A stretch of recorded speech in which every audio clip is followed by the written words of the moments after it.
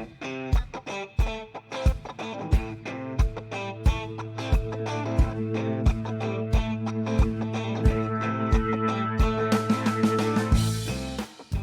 you looking to fine-tune?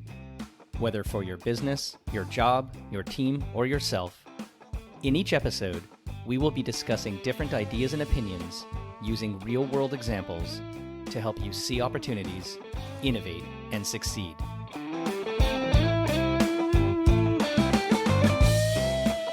Hi, it's Corby Fine, and welcome to Fine Tune. So I have spent the better part of the last 25 years working in an ever-changing space. Digital marketing, digital advertising, digital transformation. The reality is that it's constantly redefining itself. And I think that's so much of what attracts me and people like me to the space, is this constant need to learn, to adapt, to update, to train. And that change is what drives me. It keeps me going. It gets me excited. But it also requires that you have partners and friends and colleagues in the space that can fill in the gaps and really create dialogue and help each other out. And that's something that I think this ecosystem has really fostered, is a great willingness for people to just help each other out because of the fact that so much change is just impossible for any one individual to keep up with. And one of those organizations and groups of people that's really good at helping us out are those at Google. And I've had the opportunity and the privilege of working with so many great people in that organization over the years to innovate and do some really interesting things. And I love the fact that I've got not just one, but two people today that we can speak with exactly about the changing and evolving landscape of digital advertising and digital marketing. Ben Wise, head of programmatic media at Google Canada, 15-year industry veteran, again, like me, we've been around a little bit, successive sales and leadership roles at Google, currently leading the programmatic media space within the large agencies and brands across Canada.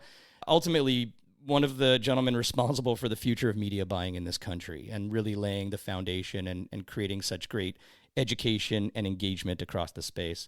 Jeremy Freedman, head of programmatic media, agency side as well at Google Canada, most of the last decade and across his overall career in the programmatic media space, different organizations, many I've worked with in the past, but currently Jeremy's leading a team of account execs and account managers, really helping organizations understand how to take advantage of their programmatic efficiency and really driving their strategies. So guys, welcome to the podcast today.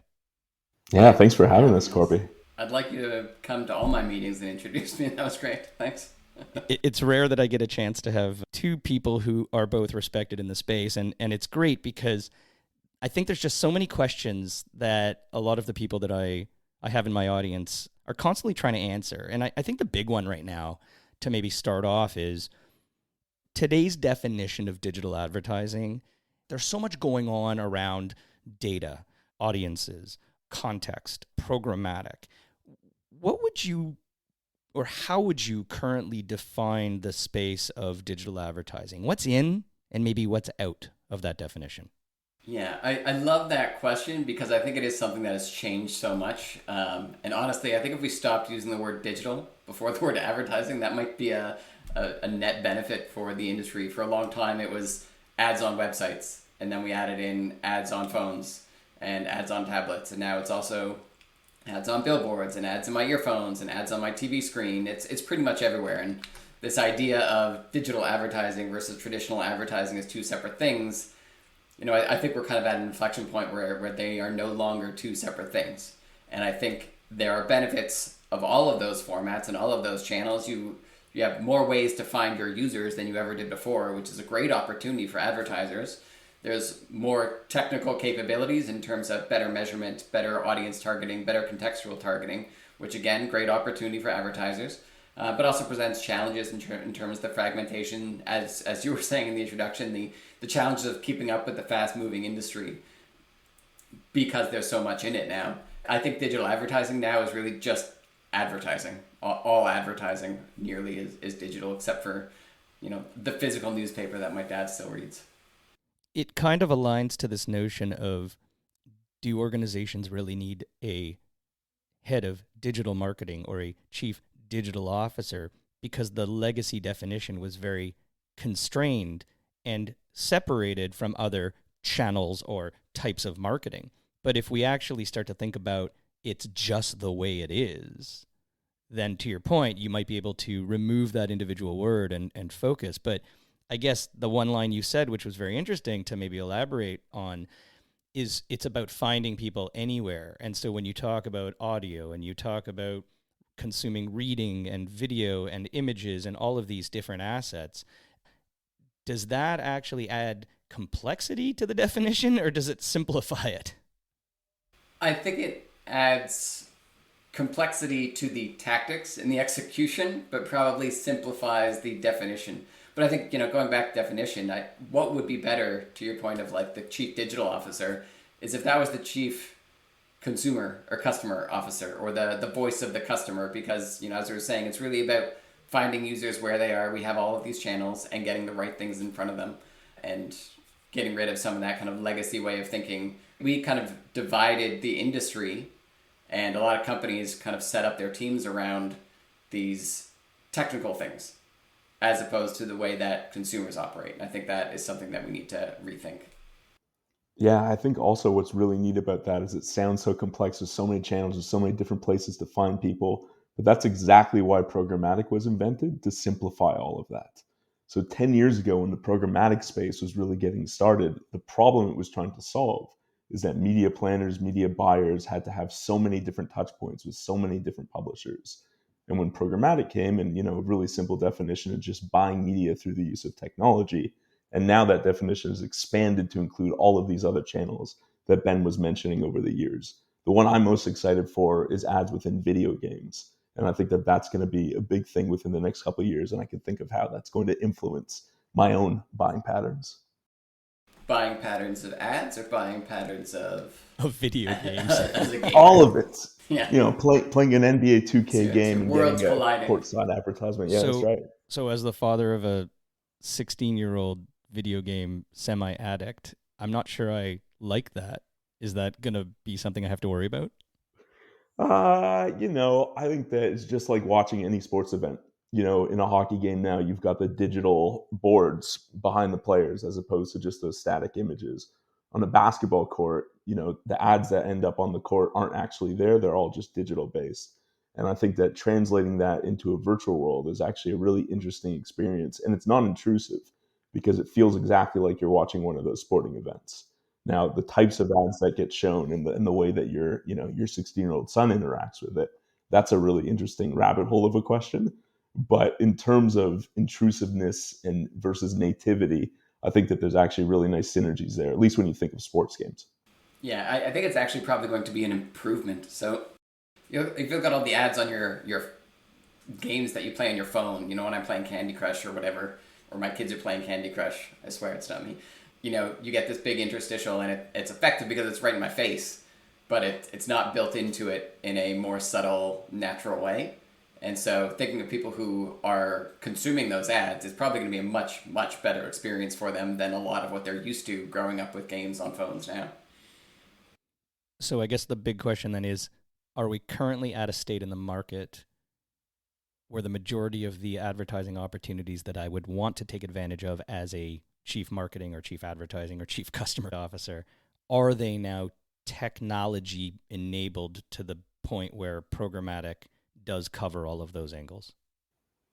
I think it covers most of the angles. I think the last big one, and we're starting to see it a little bit, is around traditional TV advertising coming into the programmatic space.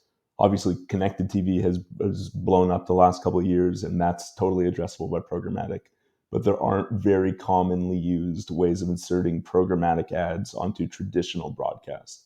And I think that we've started to see that a little bit in the US. I'm sure it will be in Canada soon. And so I feel like that's kind of the last big whale. Otherwise, out of home, accessible through programmatic. Audio ads, accessible through programmatic. Obviously, connected TV, video, display, mobile, all those other pieces. Yeah, even the big giant screen in a movie theater, like the pre-roll ads for before a movie, those are becoming addressable through programmatic. So it literally is almost everything now.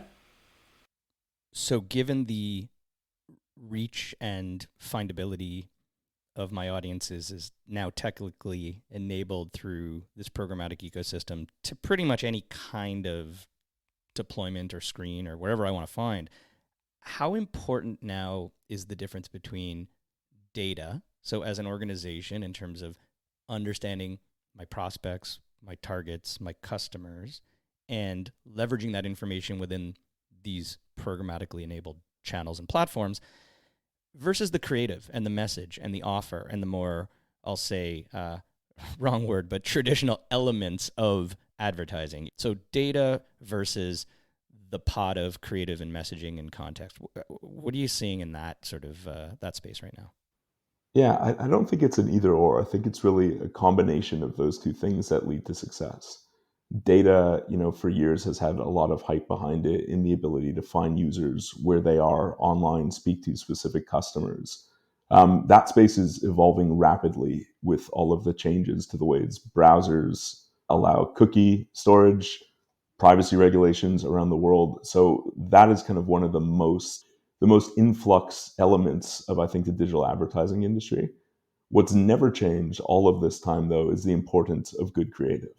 You could be speaking to somebody and it might be the exact right person for your customer, but if the message that you're giving them isn't the right message and it isn't being told in an entertaining or effective way, then it's just not going to work. So I think that the crutch that people sometimes use is, okay, well, we've got all of this amazing technology, gets us in the right places at the right time, and then we kind of forget the basics of, okay, listen, the creative still has to be good. I still have to not want to skip that ad, or I have to take notice of that ad. So I think it really is a combination of, as you said, what we might have called traditional elements and some of the technology-based pieces. And every few years, I feel like there's a new study that looks at that exact question. So anywhere between 50 to 70% ish, I've seen that says the ROI or the impact of your marketing is, let's say, 50% based on the creative message and the creative elements that you put in front of them. So regardless of how advanced your technology and your targeting and your measurement is, the creative element is always going to be essential. What I think is interesting, though, is like moving forward, the more that we can build some of that technology and data and targeting and all that stuff that we do and almost take for granted on the media side, but use that to better inform some of the creative, I think is a really big opportunity to make that other 50% on the creative side work even harder. I think if you were to ask anybody that doesn't work in the industry, hey, do you ever click on an ad? They'd all say, no, I'm perfectly capable of tuning out every ad I ever see. Yet people in the industry know that that's obviously not true. Ads are seen, they're clicked on, they're impactful, but people don't think of them as ads because they're relevant. And I think when you make a really good, relevant ad that's entertaining, well-targeted, well-timed, I don't see it as an ad as a user. I see it as just good content. And maybe I'll read the content, I'll click on the content, and I'll be completely oblivious to the fact that I just clicked on an ad and continue thinking that I never do. So I'm going to get to the relevant thing because I think that's an important word. But first, I'm going to bring in the hot topic of the day, which is really all about generative AI. And the reason that it makes sense to talk about now is you both just said something really interesting, which was this value of creative. Okay, check. We all buy into the fact that the message, and if looked at as value add and as content and as entertaining and educating and exciting, is going to drive some sort of engagement. And at the same time, the more data and understanding of the prospect, the lead, the trigger points, right? So if you think about a future of the neuroscience knowledge of what makes people tick, mashed up with the markers of identification of who they actually are at the other end of the machine. And I'm not talking like getting to creepy biometric stuff, but like having a good probability plus an understanding of what, if from a neurological perspective, makes people tick. Now you're into this world of, oh, I got a lot of different ways to create this stuff to engage with all of these different either individuals or small segments. And one of the promises of generative AI is this ability to mass produce, mass create, and do things just faster and more efficiently. So my question is, do we actually see the influx and the increased use of this kind of technology taking advantage of that mass amount of data, mass amount of channel distribution, therefore mass need for output? and who's doing it well? Like what is ethical, legal, relevant, and actually working? And I don't know if you guys have any examples of that. Yeah, I mean, I think that we're at a really big inflection point, and I think that right now a lot of the possibilities are a lot larger than the things that are actually happening in market. I think we're at the very beginning of this. And I think the way that you kind of broke that down, if we rewound and did a 5 years ago, 6 years ago, 7 years ago version of that, we'd be talking about dynamic creative, right? Changing our different creative messaging based on the user at the other end. And I think that what generative AI will allow us to do is just get so much better at that. Because as you said, we'll have mass produced creative, mass variation with a lot less of the kind of cumbersomeness of that process in the past. That was such a barrier to entry for so many brands because of the lack of ability to get that many variations and also to pivot on the fly in terms of what was working and what wasn't.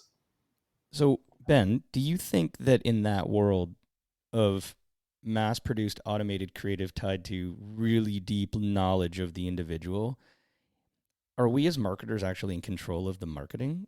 Or is this like a world of deep fakes where everything is essentially like kind of within the parameters of allowable messaging? So personalized. I as a marketer, I'm out of control. Like this, like I get political ads, that's a whole other thing. But if you're talking about a burger or a baby diaper or dishwasher soap, is it deep fake or is it advertising if it's created automatically based on all these signals? Yeah, it's an interesting question. I think it's probably a ways from getting to that level yet. Let's say the medium term, the next few years, I think where we're at is AI is not going to replace the creative spark that humans can bring to advertising. That great idea, that core creative concept, the storytelling, that's still a uniquely human thing. 10 years from now, who knows? But right now, I would say that's still very much a uniquely human thing. Where AI comes in is then being able to take that creative genius from the human and figure out those little tweaks for, a rainy day or a sunny day. Or, take that great idea from a TV ad, turn it into a horizontal or vertical ad for TikTok and a YouTube short. Or take what are the best images out of that creative video to become your display ads or your social ads. And so I think, and I think you mentioned this in the question of like, how will this impact the wild fragmentation of options? I think that makes it much more accessible to most advertisers because you can make a few assets based on your creative concept and turn them into the assets you need across everything.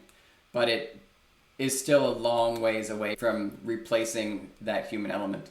So as an example, I write a monthly newsletter and I do use Gemini and ChatGPT to help me write it. It requires a lot of editing. Or I take my writing and I use it to do a little bit of editing and I'll pull out little bits here and there. It is, and I'm not an exceptional writer by any means, it is still a ways from replacing me as a writer, let alone professional copywriters. Yeah, I've been testing a bunch of different writing platforms, and there's no question you get different output, which means that in some regard it's good because it shows that there's sort of independence of thought in all of these different models. It's not like one thing trying to take over the world. But at the same time, I also like that some of them, like Grammarly, for instance, are actually at a pro level, knowing their audience and knowing it's a student element, still trying to have a lack of plagiarism, won't even actually create things. It's just about editing. And so I do think you think at it from the perspective of, am I looking to generate or am I looking to enhance, make better, and personalize, which kind of comes down to that next word and we talked about before about relevance. And yes, I do believe that the ability to create something that's meaningful for me as an individual, there's a lot of different angles. There's a lot of different data. I might be responsive based on the TV show I'm watching, the YouTube short I'm watching, the book I'm reading, and it might just be innate in me as to the values and the beliefs that I have irrespective of what I'm doing, right? Sometimes while you're skiing, you're focused on skiing and you're aware of those things, and sometimes when you're watching a TV show, you're still thinking of skiing. So the question is, is relevance kind of back? Is it the hot word? We were so focused on granular data and very specifically constructed audiences for a while in the programmatic space. Where is relevance now and over the next couple of years in terms of budgets? What are you seeing? Yeah, it's a great question. And I think relevance for a long time, I would say, has kind of been king of advertising, and but how you actually execute that has changed over time. So, 5 or 10 years ago, maybe earlier days of programmatic, it was all this wonderful vision of all this data. I can hit you with the exact right thing, the exact right time, and I'm gonna fragment my audiences and segment so specifically that, like, oh, when I catch a Honda Odyssey driver on a snowy day that is also a Tuesday afternoon when the Leafs play in Toronto and someone's within 5 kilometers of the Scotiabank Arena, this is the message for them. That was really specific. You can't see because there's no video, but Jer is furrowing his brow, possibly because he hates the Leafs. And to your point, I think maybe we got too granular in a way that probably didn't actually impact the results of the campaign. I think it's easy to say we should do this because we have the data that makes it capable to do that, but it doesn't necessarily make strategic sense. I would say over the last few years, we've really seen a rise in more guaranteed deals going through programmatic, and I think that is much more like contextually focused. Although, the founding of Google search ads, that was all around contextual relevance.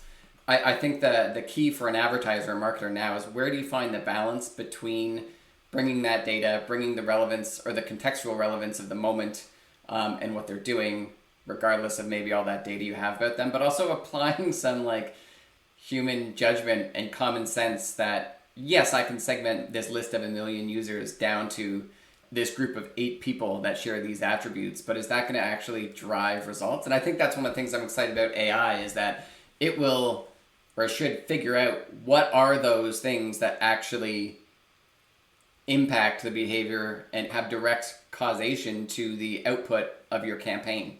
So it's easy for everyone says, oh, when it's raining, you want to advertise umbrellas. Or food delivery services. Yeah. There are a million things like that may or may not be true, and we just kind of use our gut instinct, which might be right half the time. Maybe that's generous. But we never have the analysis to back that up. And there's just too many factors out there, so we just randomly pick some. And I think using more automation and AI tools will get us to the point where we can figure out what are those really driving factors behind performance, and really lean into those and maybe ignore some of those other things that we thought might be relevant because they kind of make sense but don't actually have any impact. So, Jeremy, I was more interested in your opinion before the Leaf thing, so I don't... No, I'm kidding. My parents are from Montreal. I come by it honestly. What's your take on the whole relevance factor? Yeah, I think that the thing that we've always talked about in the programmatic space, the thing that's always been so fancy and highlighted and monopolized the conversation is the audience targeting data story. But I really don't think that was ever all of programmatic. In a previous role, I ran education at Google, and when I'd ask people for the definition of programmatic, inevitably it was, we've got a list of audiences and then we get to target those audiences. But the reality is contextual targeting has always been a giant piece of the programmatic space. And the tools have gotten better over the years. And so now when we're kind of at this really big change point in the industry with privacy, with cookie lists, with all of that stuff coming, audience targeting isn't going to look like it did for the last 10 years. It already doesn't. It's already changing.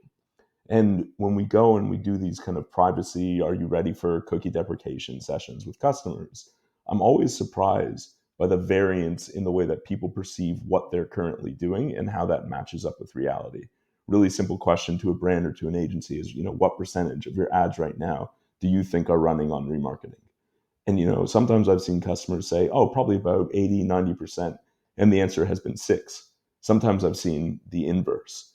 But I think the reality of the situation is, just like the first question, success in digital advertising, success in programmatic is always about a combination of different things.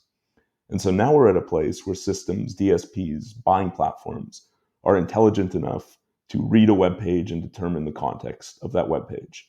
If I want to target pages that specifically mention the Maple Leafs, whether they're on a sports website or just an article about, the worst hockey fans in Canada, I guess I'm gonna get some hate mail for that.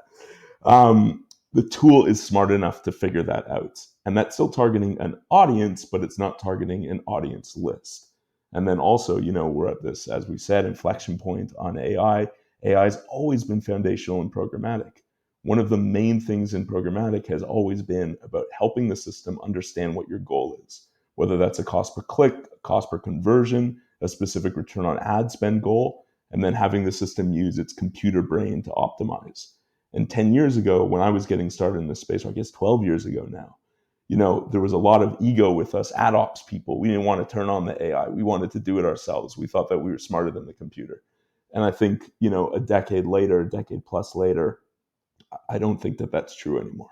I think the systems have gotten so much more intelligent that human optimization really does pale in comparison. It's well put, and I won't hold the hockey thing against you, but hate mail will definitely be coming. So we talked a lot about the removal of the word digital. All of these channels are now enabled. We've got context, we've got audiences, we've got data, we've got AI capabilities to mass produce and target and build creative. We understand the value of both sides of the coin in terms of proper targeting and proper context. Everything needs to be relevant. Okay, so a new advertiser shows up at Google's door, not just for the free lunch, and says to you, I have $100. How am I supposed to think about distribution of that money in terms of percentages to technology, to data, to media itself, to learnings and insights? There's just so many options. Where do we start? I think the first question would be, what's the objective? And it sounds really, really simple, but I think that there's always a risk with any technology of thinking that technology in itself is the answer. And it's not. It's a tool. It's meant to help you achieve whatever your objective is. So I think that that's the very first question off the bat, followed by what type of data does that advertiser have? What are the creative assets? Have they been built yet? Is that something that, needs kind of prep work and strategy and advice, or are we kind of ready to go?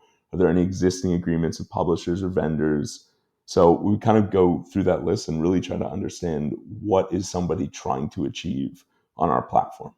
And then once we kind of have that side, I think, going back to the original or one of the earlier questions around like chief digital officer, chief customer officer, I would ask a million questions to understand what they know about their consumer. Because I think, you have an objective, and that needs to be grounded in what your consumer is looking for. What is the value you bring to your consumer? What are the behaviors? What do we know about your consumers?